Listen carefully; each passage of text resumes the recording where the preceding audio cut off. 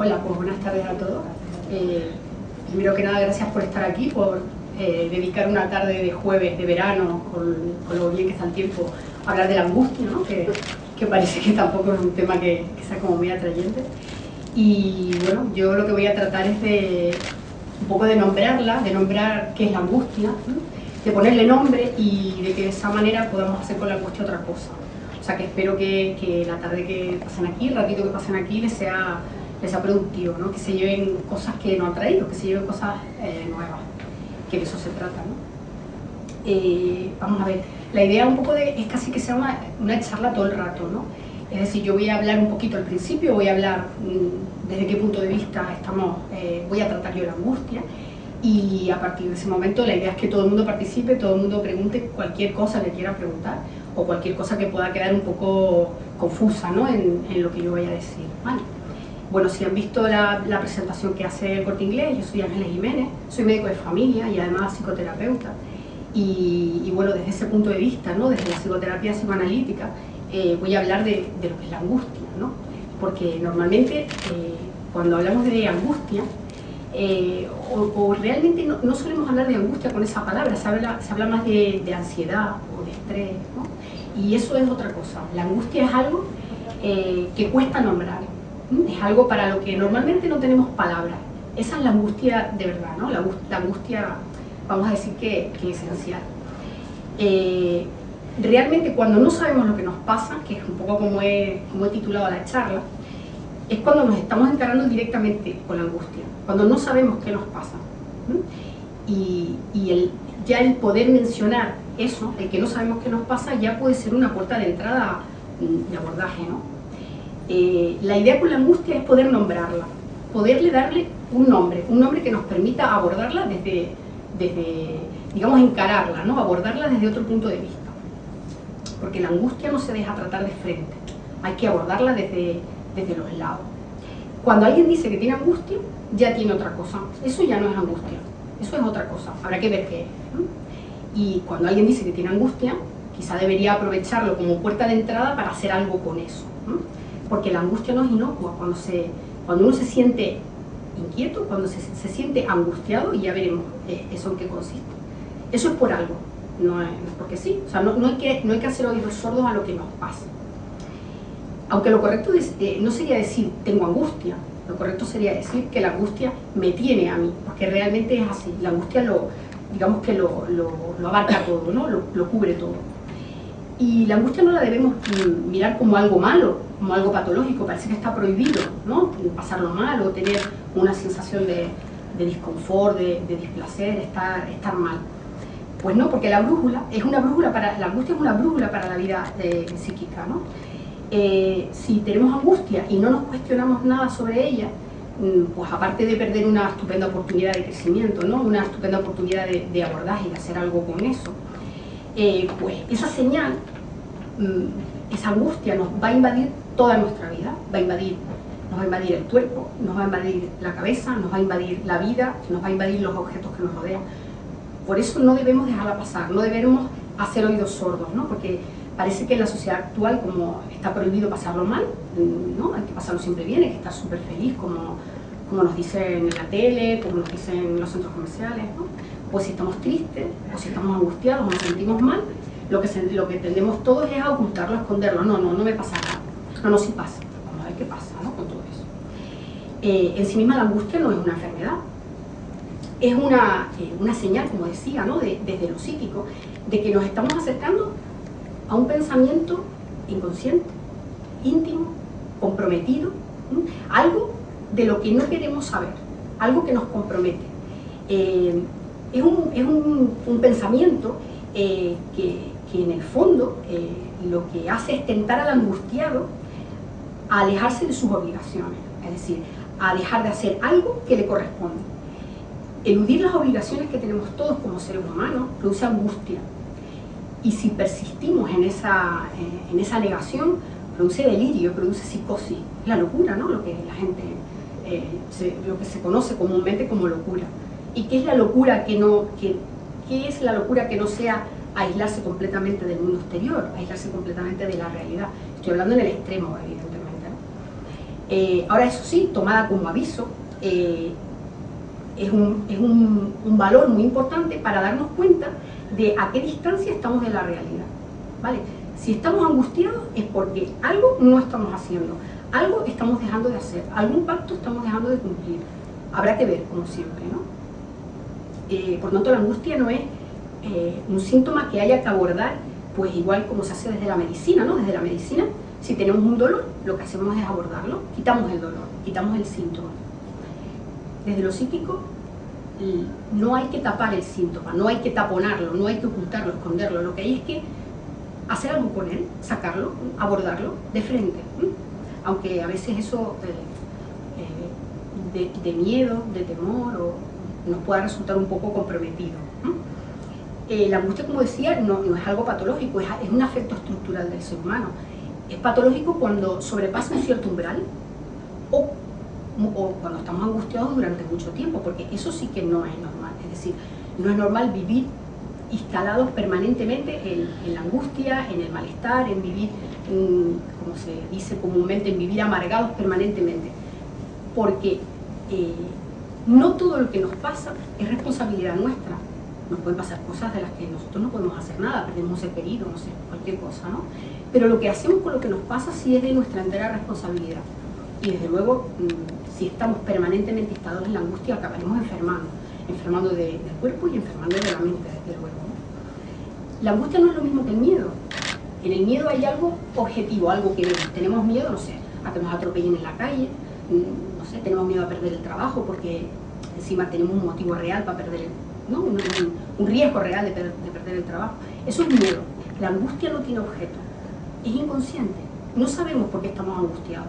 Lo que sí puede ocurrir es que recurramos a una excusa, digamos, ¿no? Es decir, algo, no sé, estamos angustiados, no sabemos muy bien por qué y de repente pasa un gato negro, ¿no? Entonces decimos, estamos angustiados porque ha pasado un gato negro. No, estamos angustiados por otra cosa. Hemos aprovechado una circunstancia casual para depositar ahí la angustia. Y como decía antes, tampoco es lo mismo que la ansiedad o el estrés, porque normalmente también a eso se le puede poner nombre. Se puede decir que uno está angustiado, que uno está estresado porque tiene mucho trabajo, que está nervioso porque tiene un familiar enfermo. Normalmente tiene objeto. La angustia no tiene objeto, realmente ni siquiera tiene palabra. Por eso la idea es ponerle palabra, poder nombrarla para poder hacer con ella otra cosa. Desde el momento que decimos que estamos angustiados, bueno, podemos aprovechar eso como puerta de entrada para hacer algo con eso, ¿no? De hecho, no es raro encontrar a personas que dicen que ya no tienen nervios, que están perfectamente tranquilas, y lo que están es paralizadas por la angustia, porque la angustia realmente es paralizante. Al angustiado le cuesta pronunciar palabras, verbalizar lo que tiene que ver con la angustia, ponerle palabras a eso que le pasa. No sabe realmente lo que le pasa. Y desde luego lo que sí tiene es a pleno rendimiento la cabeza, todo el día dándole vueltas y vueltas y vueltas. Y eso es algo que agota. Y al final, ¿cómo se puede manifestar? Pues con cansancio, ¿no? Hay muchas personas, seguro que conocen, que todo el día están cansadas, siempre están cansadas. ¿Por qué? Por trabajo, bueno, habrá días que sí, días que no, ¿no? Estar cansado por trabajo es diferente. Uno llega a casa, se acuesta, se duerme y ya está, ¿vale? Estar cansado por la angustia es diferente, porque es estructural. Y cansa el estar continuamente cavilando, dando vueltas en la cabeza pensamientos repetidos. La angustia suele acompañarse de sensaciones físicas, como palpitaciones, sensación de ahogo, sudoración, taquicardia, temblores, ¿no? Y todas estas sensaciones físicas en las que digamos que son universales, ¿no? Casi todo el mundo reacciona un poco de la misma manera, evocan a una angustia primordial. ¿Cuál es la angustia primera? Es la angustia del nacimiento. Cuando nacemos no nos acordamos de eso, pero es una angustia por el ingreso en la vida. Lo primero que hay que hacer es aprender a respirar. La angustia siempre evoca esa angustia primordial, como algo mítico, ¿no? ¿Y cuáles son las palabras del angustiado? Del angustiado que empieza a hablar, porque hay muchos angustiados que ni siquiera lo dicen, ni siquiera lo saben, ¿no? Pues las palabras son no sé lo que me pasa. Y es que realmente el angustiado nada quiere saber de lo que le pasa. La idea es aprovechar, como les vengo diciendo, esas palabras para abandonar cavilaciones estériles, porque estar todo el rato murmurándose a uno mismo, es cavilar, eso no es pensar, no es un pensamiento reflexivo, no es algo que nos aporte un beneficio, un producto que luego podamos aprovechar en nuestra vida, ¿no? No me refiero a estar pensando en tomar una decisión, por ejemplo, ¿no? Bueno, eso es un pensamiento reflexivo. Si estamos todo el tiempo dándole vueltas a una misma idea, eso es cavilar, es completamente improductivo. La idea es aprender a hablar, aprender a decir lo que nos pasa, y esas palabras reflexivas que nos lleven a, digamos, a crecer personalmente, y eso nos va a permitir que podamos desarrollarnos en todos los ámbitos de nuestra vida, que podamos crecer, que podamos trabajar, que podamos amar, que podamos tener más relaciones personales. Ponerle palabras a la angustia es lo primero que debemos hacer para que la angustia no se nos deposite en el cuerpo. Es decir, es mejor expresarla con palabras que con síntomas físicos. Muchos de los síntomas físicos que se consultan habitualmente en las consultas de los médicos tienen que ver con angustia. Son somatizaciones, es decir, me falta el aire, me ahogo, me mareo, tengo palpitaciones. Mucho de eso, incluso muchos de los dolores por los que se consultan, tienen que ver con angustia. O sea, tienen que ver con no ser capaz de ponerle palabras a lo que nos pasa y entonces habla el cuerpo, siempre. Y eso acaba enfermando, evidentemente. Porque debemos pensar que las palabras no solo nos sirven para designar las cosas, mesas, cuadros, luz, no, las engendran, las crean. Nos las crean en nuestra realidad psíquica, nos la crean en nuestra cabeza. Mientras no conocemos una cosa, el nombre de una cosa para nosotros no existe.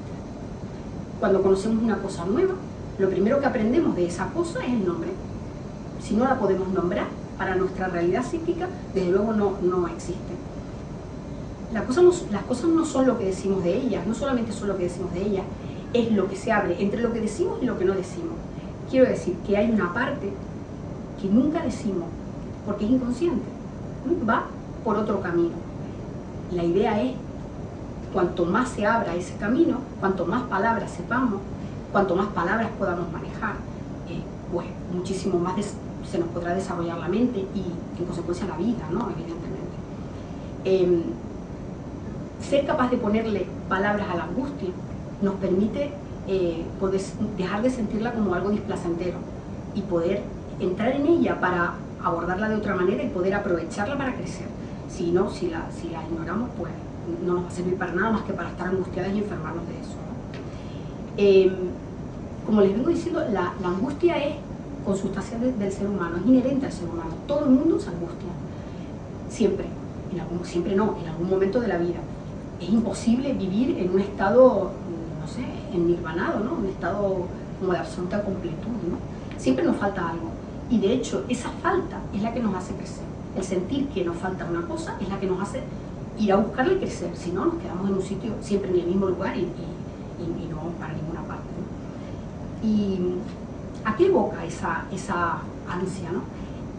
Bueno, evoca a tratar de recuperar aquella completud mítica de la primera infancia, ¿no? En la que lo teníamos todo. Cuando somos pequeños, mamá se encarga de todo, nos da de comer, nos abriga, todo, ¿vale? Un poco la angustia de las frustraciones que tenemos que vivir, porque no todo en la vida nos sale como a nosotros nos gustaría. Eso siempre nos lleva, nos traslada a esa pérdida de completud maravillosa en la que cuando éramos pequeños lo teníamos todo, ¿no? Pero con las frustraciones de la vida tenemos que vivir, porque es que la vida es así, no todo está dado, no todo va a transcurrir como nosotros queremos, como deseamos o como pensamos. Es verdad que cuanto más lo trabajamos, cuanto más pensamos en lo que queremos, mejor, más lo conseguiremos, evidentemente, ¿no? Yendo un poquito más profundamente, podríamos definir a la angustia como aquello que media entre el goce, y ahora les digo lo que es siempre este goce narcisista del bebé, ¿no?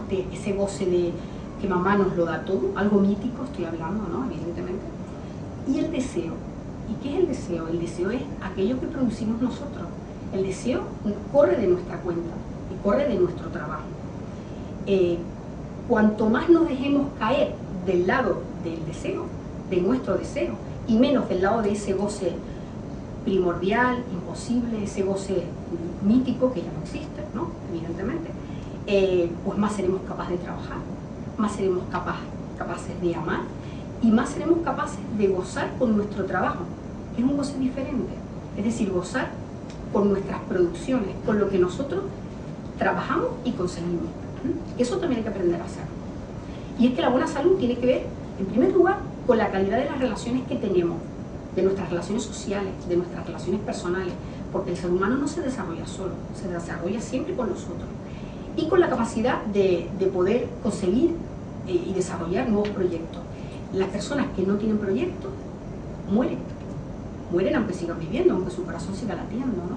O sea, hay que ser capaces de amar y trabajar. Si dejamos de trabajar a cualquier edad, lo digo porque en la sociedad parece que está establecido el que cuando llegan las vacaciones no voy a hacer absolutamente nada, y cuando me jubile tampoco voy a hacer absolutamente nada, un poco como si socialmente fuera eso lo que se promueve, ¿no? Bueno, esa es la mejor manera de morirnos, ¿no? De dejar de producir y de no tener nada que hacer. O sea, ¿qué sentido tiene, no? ¿Qué sentido tiene vivir en ese lugar, ¿no? En un lugar, vamos a decir, como plano, ¿no? Sin aristas, ¿no? Sin estímulo. Entonces, bueno, la idea un poco de todo lo que quería comentar es que se trata de ponerle palabras a ese no sé qué me pasa de la angustia, para desintegrarla, porque desde el momento que la nombramos, deja de existir. Desde el momento que conseguimos nombrar lo que nos pasa, entonces ya estamos en otro lugar, ya es otra cosa, la podemos abordar, podemos hacer algo con ella. Entonces yo desde aquí los invito a todos a que hablen de sus angustias, a que le pongan nombre a lo que les pasa, o a los que no saben qué les pasa, a lo mejor no saben lo que les pasa. ¿Vale? ¿Qué me dicen?